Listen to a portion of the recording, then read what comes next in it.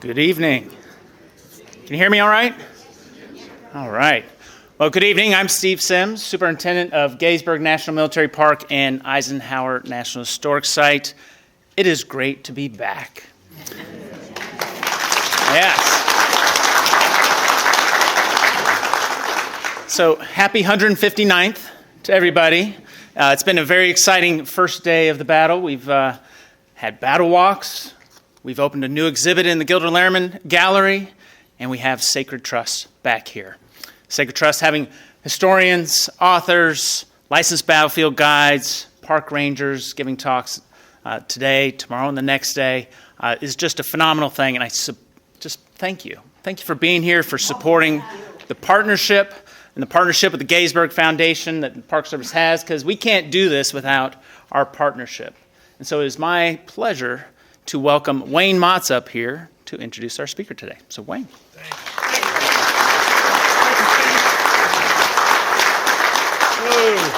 Thanks so much, Steve. Grateful for all the park staff and hard work they put in, and for the staff of the Gettysburg Foundation who's been working tirelessly to put on programs for you all here this evening. So what a great pleasure we have this evening to kick off July 1st, 1863. Oh no, it's 2022, right?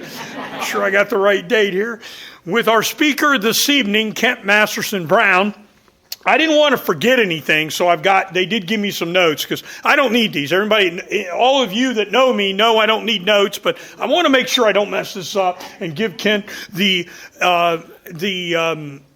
invitation to speak up here that he deserves. And so here we go. So our next speaker, Kent Masterson Brown, will discuss what it took to feed, shoe, clothe, equip, and arm 91,000 officers and men, and what it took to feed, harness, and shoe 60,000 horses and mules.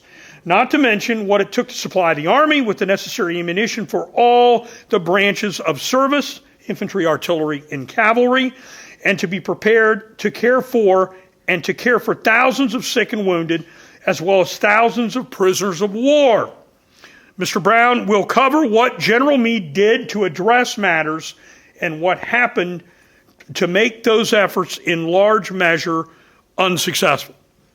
Kent Masterson Brown is an award-winning writer and attorney in Lexington, Kentucky. Kent was the creator and first editor of the national magazine The Civil War, and he is the author of 6 books, including Cushing at Gettysburg, The Story of the Union Army Commander, University of Kentucky Press, 1993, The Civil War in Kentucky, The Battle for the Blue Grass State, Savas Beatty, the year 2000, Retreat from Gettysburg, Lee's Logistics and the Pennsylvania Campaign, University of North Carolina Press, 2005. One of Morgan's Men, the memoirs of Lieutenant John M. Porter of the 9th Kentucky Cavalry, the University of Kentucky Press, 2011. And Meade at Gettysburg, A Study in Command. This is his newest work, the University of North Carolina Press, in 2021. And we know that some folks this evening can have all 6 of your books because they were waiting in line out there even before you got here to have all those signed. So we're just grateful to have him here with us. He's a former board member of the Gettysburg Foundation. So I know how much preservation and this place means to him. And on behalf of the Gettysburg Foundation, Gettysburg National Military Park, and Eisenhower National Historic Site, we're just grateful that he is with us this evening. So help me welcome Mr. Kent Masterson Brown.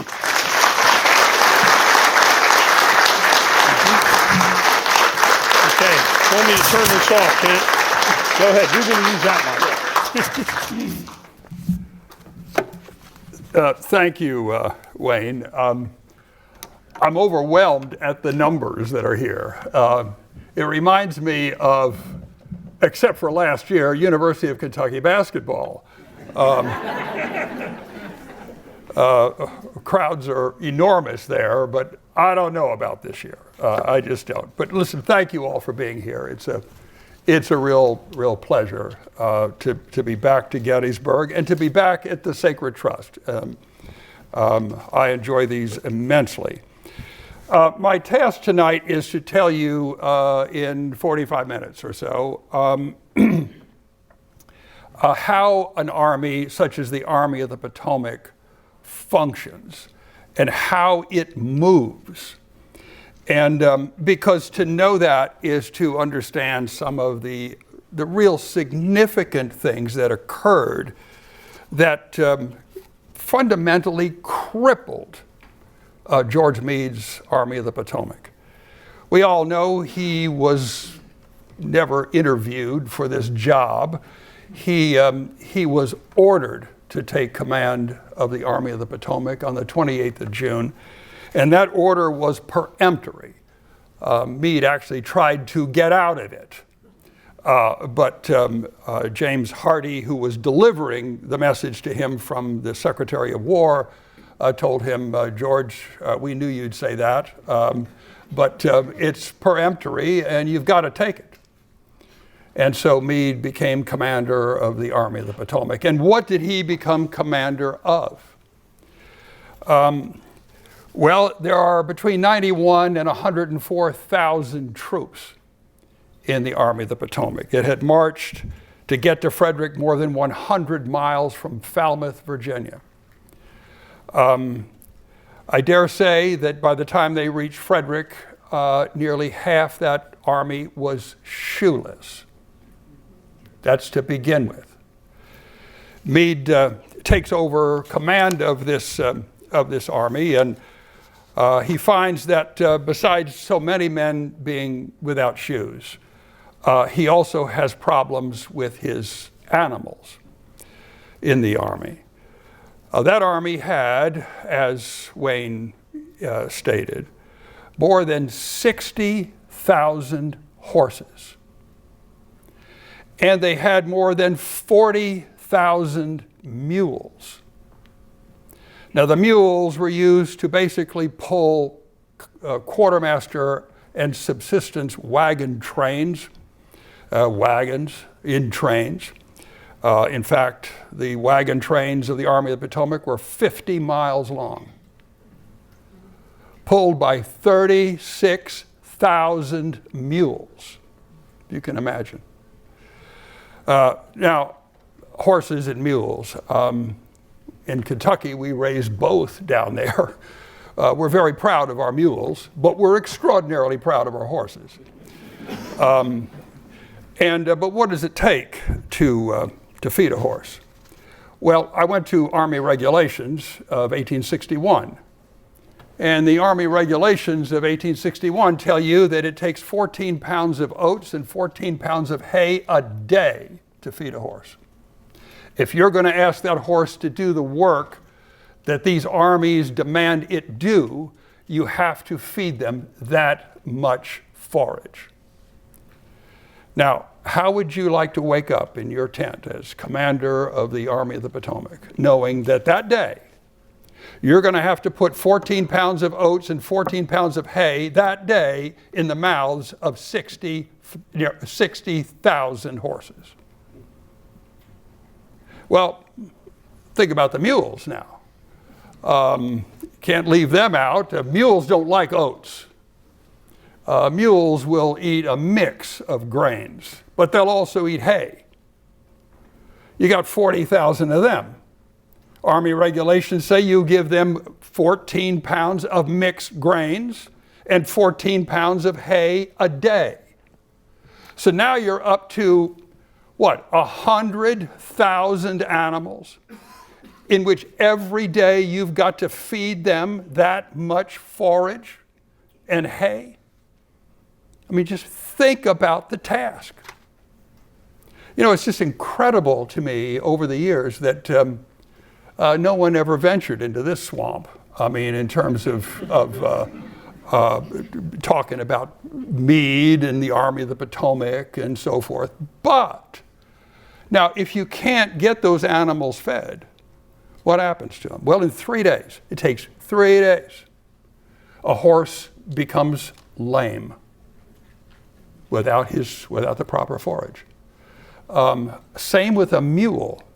A mule becomes lame if you don't feed them for 3 days and you're expecting those animals to do what they're expected to do.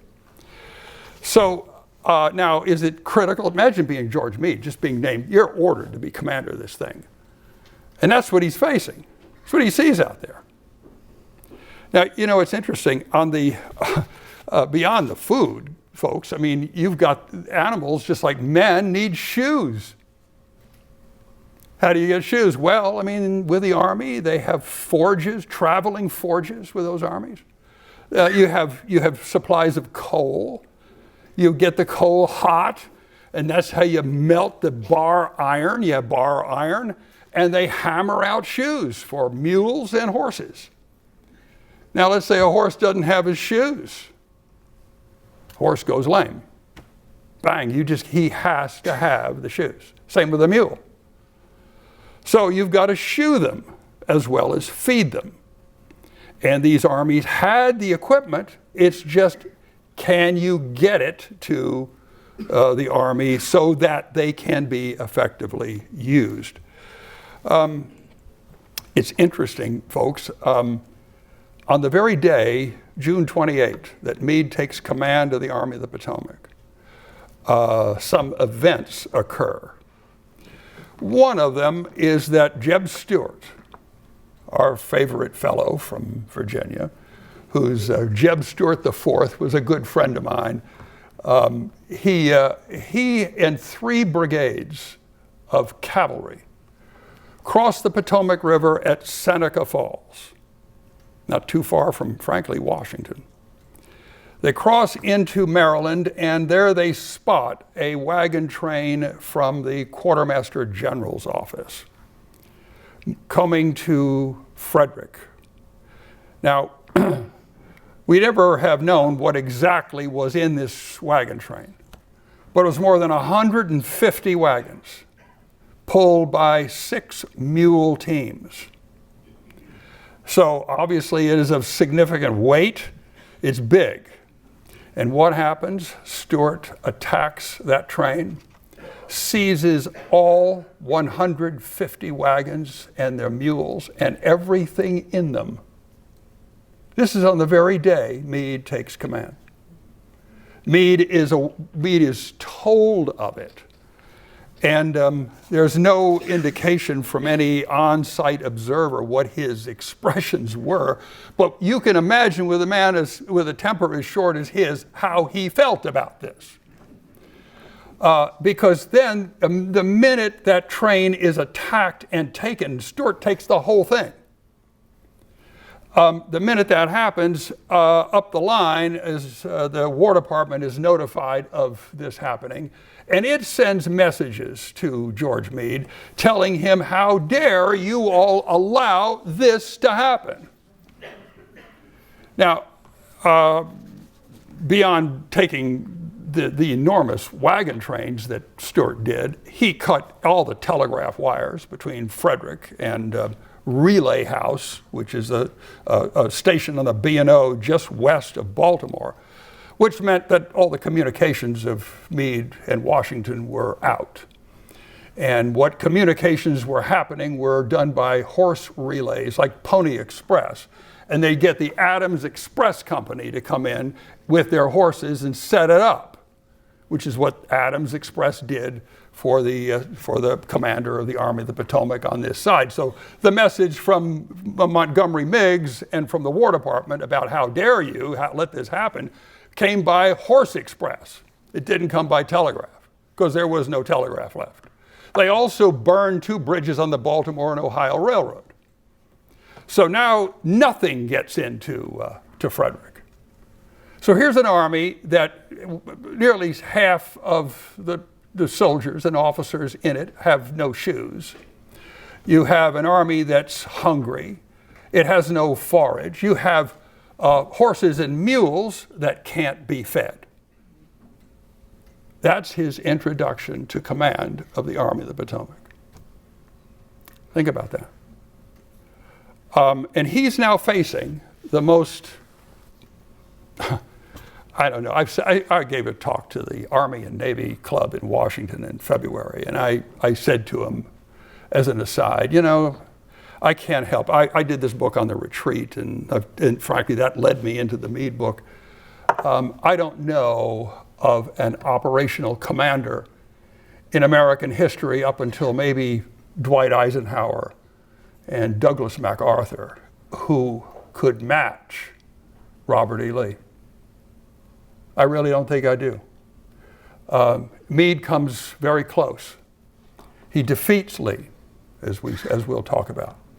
But truly one of the most, as Ike himself said, one of the most gifted men this country has ever produced as a soldier, as an officer, was Lee. And so here you are as George Meade now. And you've now been presented with all that has just happened. The very day you're named commander of the Army of the Potomac, and you're going to face that army. You can just, I'm trying to get you into his picture, into his boots, so to speak. I mean, it had to have been a daunting thing for him and his immediate staff to comprehend. But nevertheless, that's how the whole thing began. This man is now totally out of communication, and with his War Department, with General Halleck, and he's now facing really one of the most remarkable commanders the country's ever produced. We might take a look at the first map on this, if we could, please. Is there someone to advance that? Okay. Right here. Okay. Oh, Right there here. it is. There it is. All It's right there. Right there, right? Okay. You're at your own command. Okay. Okay. What George Meade though did do on June 28 is study maps, and maps of Frederick County, of Carroll County, Maryland, and of possibly Adams County. What he was able to observe, and by the way, these maps are not topographical maps. He had no topographical maps. The War Department had surveyed these counties, but had never gotten around to producing the maps. Does this sound like government work or what? But they never got around to produce the maps. So what does he have? He has what are called residential maps. And these were maps that were produced by commercial enterprises, and they go around, get people to subscribe to it. And if you subscribe, gave them a little money, your house would be denoted on the road next to, you know. And so all these people's names are on these maps where their houses are located. They do show you the roads. They do show you all the railroads. They show you the towns. I mean, they're good maps. They just don't have any topographical features on them. So I want to make sure everybody understands that before the Battle of Gettysburg begins, neither Meade nor any of his officers knew anything about Cemetery Hill or Little Round Top or Big Round Top. They knew nothing about that. What they saw was a flat map with some roads, and that's it, and names on the roads. But who cares about the names? Except for the fact that when O.O. Howard tells John Reynolds that he'll come right behind him to his aid, we'll stop and bivouac at the Wentz's place. He was looking at a residential map. He knew where the Wentz's place was. So it proved positive. And when George Meade issues his first orders for the Army to move, he tells the Army that we're going to move up the road to Emmitsburg, and one corps, the 11th Corps, will peel off to the right at the Smith place. And that's what keyed me when I first read that order. It's dated, the 29th of June. And here it is, he's talking about somebody's house. And, I ordered all these residential maps because the only ones extant that have anything to do with the campaign. And sure enough, there where the road forks going toward Emmitsburg is this house. And so he's using a residential map. And he tells them that each of the corps exactly where he wants them to go. By the end of the 29th of June, this army is already located. If you can see Pipe Creek, can you see Manchester on the right? Then you see Pipe Creek running to Union Mills, then just above Taneytown, and then down to Middleburg. Do you all see that? That's Pipe Creek. He gets the entire army to a position on either side of Pipe Creek by the 29th of June. And by the 30th of June, Meade orders elements of his army, John Reynolds in particular, and you can see John Reynolds coming from just north of Emmitsburg, from Marsh Creek. He's moving north toward Gettysburg, and he'll be followed by O.O. Howard. And one asks, well, okay, he's up at Pipe Creek. He's got elements of his army on either side of Pipe Creek.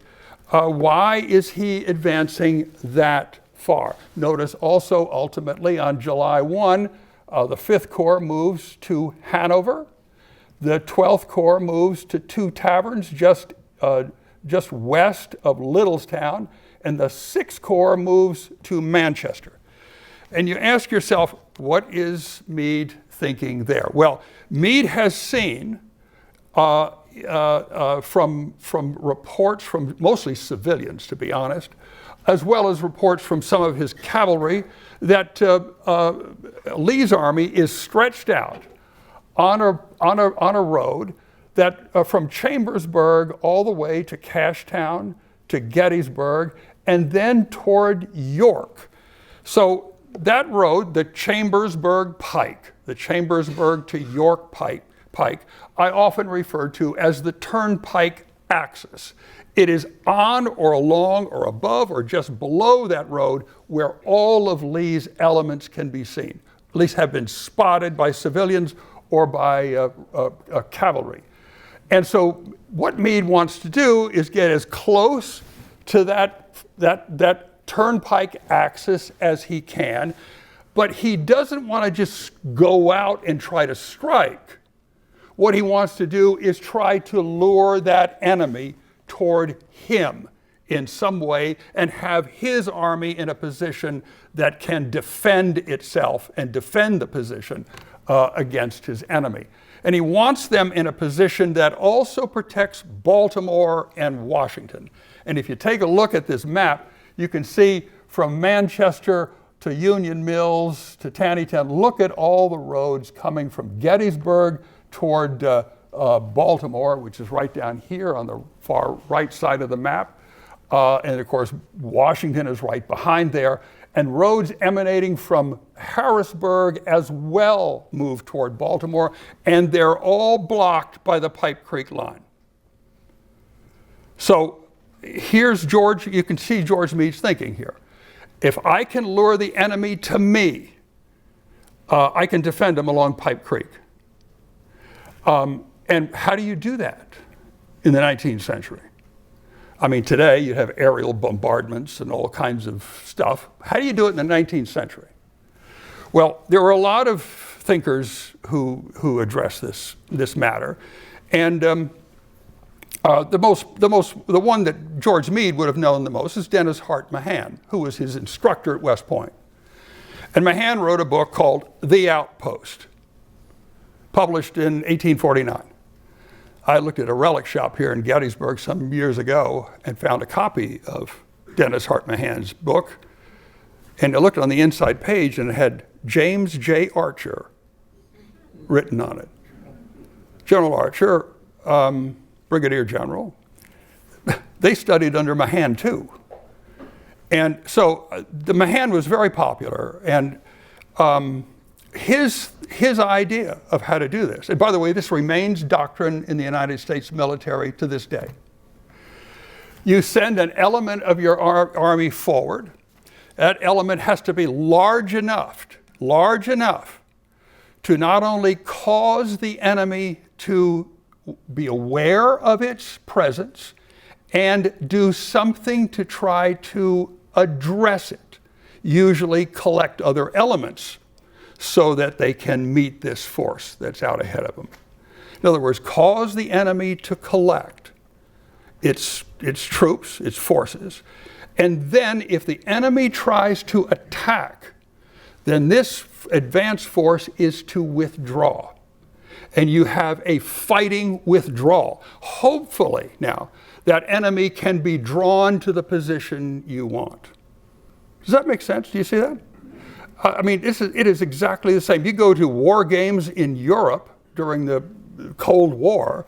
I had a fellow who was a military policeman come up to me once and say, Kent, I had to actually literally run that show. We had sample maneuvers out there where that very thing was ordered, where they sent elements of armored units forward or infantry units forward so as to cause the other side to be alarmed, do something, collect troops, and it's still the doctrine in the United States Army.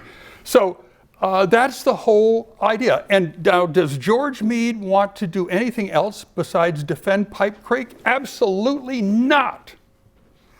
I mean, and he says so. By the way, you know, in putting this book together, I practiced law for 47 years. And I learned quickly as a trial lawyer that the one thing you want to do if you want to prevail in your case is you find evidence that's the best evidence. And what's the best evidence? If it's a document, it's evidence written at the very time of the event by the person under question. Okay? Because he's not going to lie. This is what he did in order to do what happened. That has to be the best. It's not some guy's after-action report written, 2 weeks later, where he's kind of culpable and he just kind of changes things around to make himself look better, which they all do. They all do. So it means that you don't look at that. You look at evidence that was generated at the very time. And every one of Meade's orders say to not only Reynolds, but to Sykes, the 5th Corps commander, to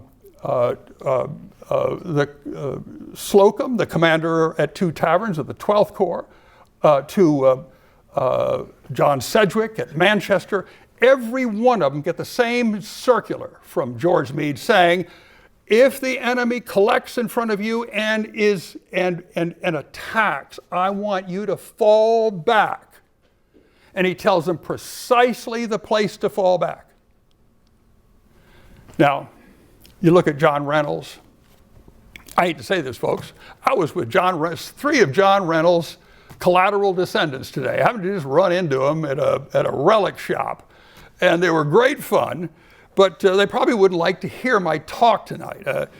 Not all kidding aside, years ago, as a member of the board of the foundation, I brokered the uniform and the kepi that was John Reynolds. He wore here when he was killed. And it came from this very group of people. And I told the foundation then, this is the most there's no relic you could ever find that is more associated with Gettysburg and more representative of Gettysburg than John Reynolds' uniform and kepi. I mean, you can't find anything like that. And so, anyway, it's in the museum now. But Reynolds moves forward toward Gettysburg. He was ordered to go by Meade to Gettysburg. Meade doesn't tell him to defend Gettysburg. Go to Gettysburg. Then Meade sends Reynolds a letter. Here's what this letter says. And by the way, I found this letter in the National Archives, in the 11th Corps papers. And I pulled this envelope out, and it had contents taken from the pockets of Major General John F. Reynolds, July 1, 1863. And there were all these dispatches and statements from Signal Corps looking from above Emmitsburg and all this. But then there was this letter from George Meade. And it's entirely in George Meade's handwriting. Now, if George Meade writes you a letter in his own hand, that tells you something. One, it tells you he's probably a very good friend of the man he's writing, which they were. They were very close friends. And it also tells you that This is the operational commander talking. In his own hand, what you're supposed to do. And here's what George Meade tells John Reynolds. He's already ordered him to Gettysburg, but then he says, in case of an advance in force against you, either, and it could be either at Marsh Creek, it could be somewhere along the Emmitsburg Road, or it could be at Gettysburg where he's supposed to be. In case of an advance against you, or Howard, who is still at Emmitsburg, you must fall back to that place and I will reinforce you. And I'll reinforce you from the corps nearest you, which are Sickles then at Taneytown and Slocum at Littlestown. See, it's exactly what that Mahan's idea is. Send an advance force out there. If they collect in front of you, you withdraw. If they try to attack you, withdraw. And lure them to where we want them to be. And so, and then George Meade writes this. Please get all the information you can and post yourself up in their roads and routes of communication. What's that? It's the Chambersburg Pike. It's the Axis. Post yourself up. Take your corps up there and put it on the Chambersburg Pike. And why would he want to do that? On their road and routes of communication.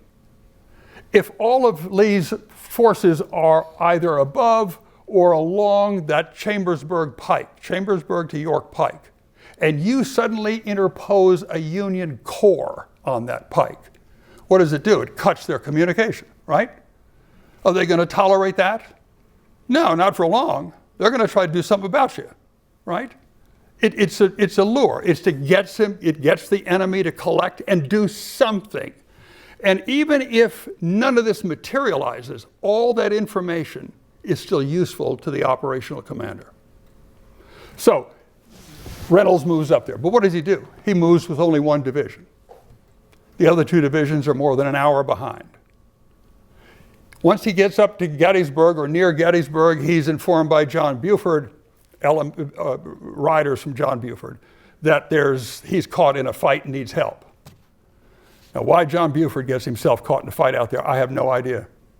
His last orders from Alfred Pleasanton were to scout the enemy and report regularly to Army headquarters. That's it. Why is he fighting west of Gettysburg? I don't know. But what happens is that John Reynolds goes to his aid. And when John Reynolds goes to his aid, we all know, just don't need to go into detail here, John Reynolds is killed in action. And the 1st Corps ultimately, along with the 11th Corps, is routed. And they fall back to Cemetery Hill. So you have a disaster. But here's what happens after the disaster. Whoop. Notice this now. George Meade is forced to order all elements of the army to Gettysburg. And you can see from Hanover is going west. That's the 5th Corps. From Manchester, they're going down toward Westminster. They'll go up the Baltimore Pike. Elements of the 12th Corps are moving toward Gettysburg. The whole movement's toward Gettysburg. Now, what does that do now with respect to all the logistical concerns Meade has? And by the way, this is all on July 1. This is all on July 1. What does this do to all the logistical concerns that Meade has? Well, number one, on July 1, Meade was doing other things besides just ordering this. He had just that morning gotten Montgomery Meigs to agree to set Westminster up. You can see Westminster with a railroad. Y'all see it? He had just gotten a confirmation from General Montgomery Meigs, the Quartermaster General of the Army, that Westminster will be the depot for all the supplies of the Army of the Potomac. That was good news. Westminster only has a railroad, the Western Maryland Railroad from Baltimore to it only has one track. And it has no sidings on the track, has no telegraph along the tracks. But nevertheless, it's an active railroad. And ultimately, Herman Haupt, General Herman Haupt, is going to be named commander of that depot at Westminster. And he's going to set up a system whereby he'll back 5 trains up, 5 freight trains, and they'll move in tandem toward Westminster from Baltimore. Then they'll all back out all the way back out to Baltimore, fill up again, and then go to Westminster. And he estimated that he could move 2,000 tons of material a trip with those 5 freight trains.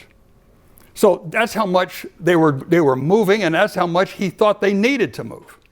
2,000 tons a trip to Westminster.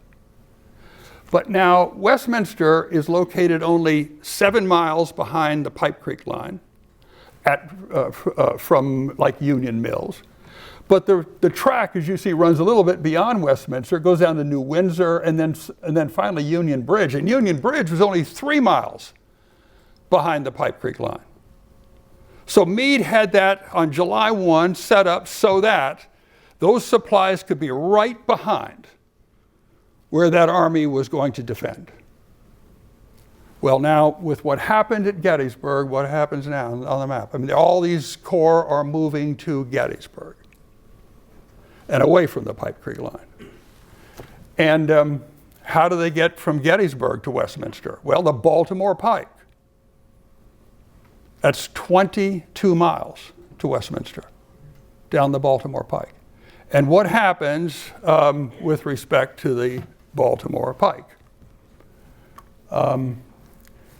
It's attacked by Dick Ewell. And it will be under attack for the entire time George Meade is at Gettysburg. So what happens? The Baltimore Pike is shut down. So in spite of the fact they're getting 2,000 tons of supplies with every trip of those trains, they can't get those supplies from Westminster to Gettysburg. And what happens then? Well, folks, there's no question. I don't know if I've ever been in a greater state of admiration for an operational commander than George Meade on the battlefield at Gettysburg. He literally was the tactical commander of the fighting on the left wing of the Army of the Potomac, the wheat field, the peach orchard, all those Third Corps battles and all the Fifth Corps elements coming in to support him, and the Second Corps. I mean, this is George Meade. He was literally right behind the battle lines, moving those brigades one after another into that fighting. The Army of the Potomac had never seen anything like that before. Meade set a standard for that. And ultimately, they defeat those attacks on July 2nd. However, the attacks continue against Culp's Hill and Cemetery Hill, where the Baltimore Pike is. So there's nothing. And by the time the fighting is over at Gettysburg, on July 4, ends, frankly, on July 3rd, but Lee begins his retreat on July 4. I don't know where that came from.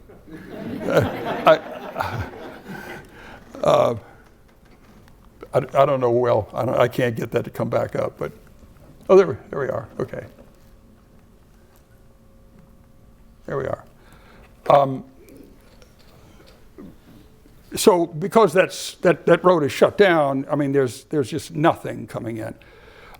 Meade has come under criticism. He came under criticism for everything. It seems he didn't pursue Lee. He didn't attack Lee. He let Lee cross the Potomac. But I mean, he also came under criticism for not moving fast enough.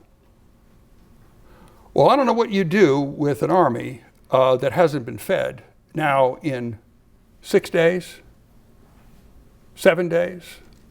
Who knows, frankly. Under his command, they haven't seen anything since the 28th of June. And here you are, the 4th of July.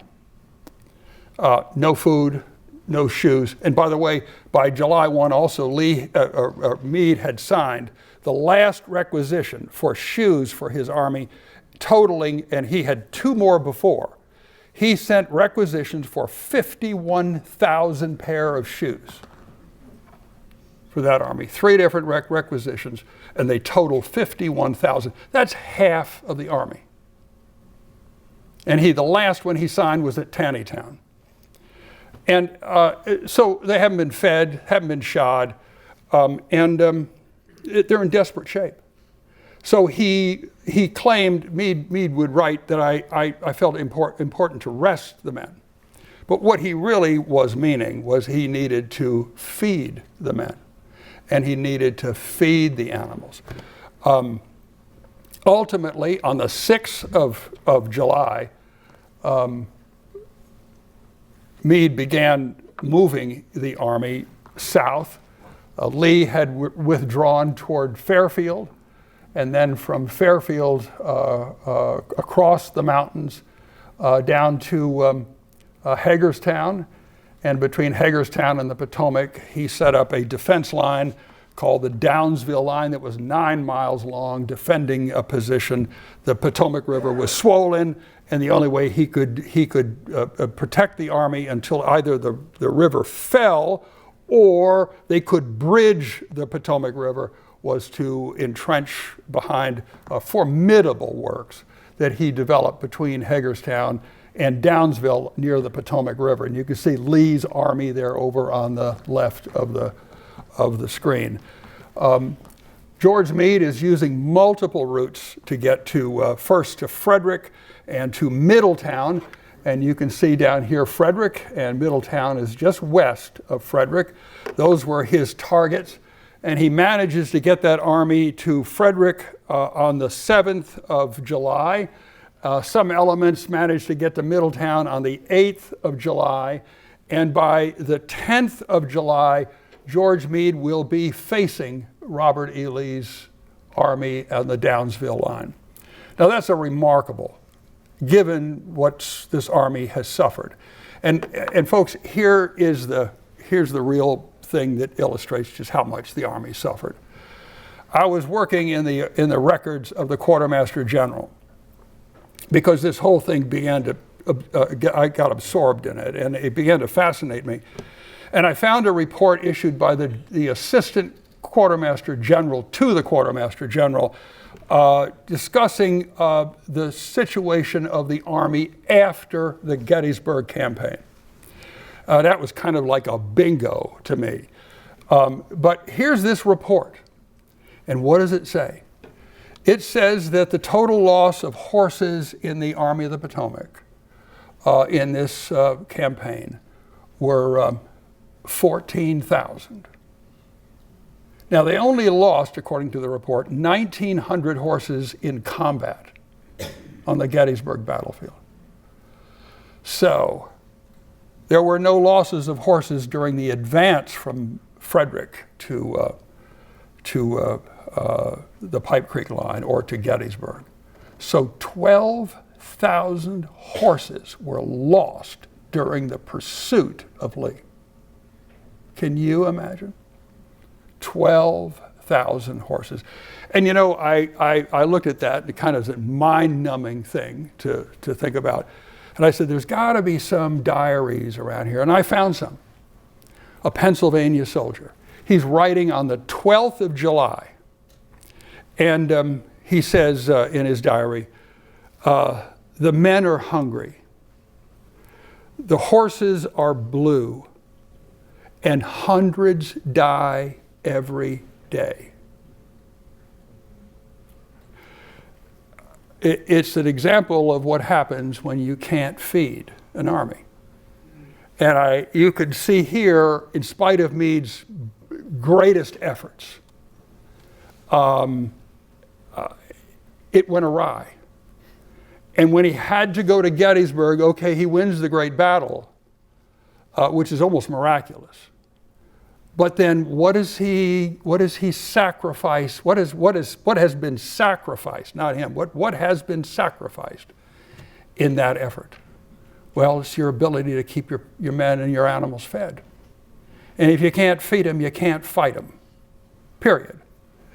And I'll tell you, it's interesting, Edwin Coddington, who of course wrote one of the great texts on the Gettysburg campaign, without question.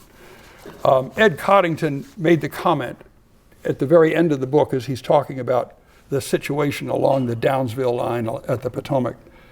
And he said, Meade finally had to understand that he had an army that was no longer capable of doing what he wanted it to do. Just no longer capable.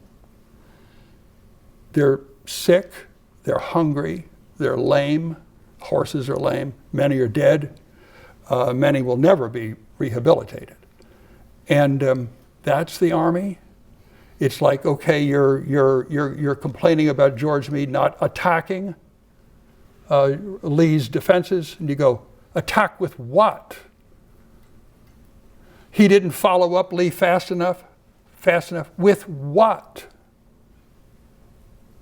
He simply did not have an army that was capable at that stage, after all it had been through and all it had suffered due to lack of food and forage, to do what the commander wanted it done. Do you see that? And you know, that's the Meade story in the Gettysburg campaign. And frankly, it's I have nothing but admiration for this man. I mean, just nothing but admiration. And a hard fighter, a tough soldier, but one who, these are the things that happened. And as they say in the Army, blank happens, right? It happens. And that's the story here. Thank you all. Ken, we're going to have to get you out to sign some books here. Okay. So we want to thank you so much for being here this evening. Thanks for a wonderful presentation and talk. We've all been here a long day. I know you all have. We're going to start early again tomorrow morning, everybody. So Ken, before you get mobbed, we want you to just head there and get up to the table. If you don't have a copy of Meade at Gettysburg, get your copy and make sure Ken signs it for you this evening. We super thank you for coming out and being with us this evening. We'll see all of you tomorrow morning here for Sacred Trust. Building opens at 8. We've got the new exhibit, Rough Course Life. And of course, Chris has got a full team of interpreters out there, going to be out there tomorrow. So we've got great days for the anniversary planned for you. Thank you very much and have a good evening.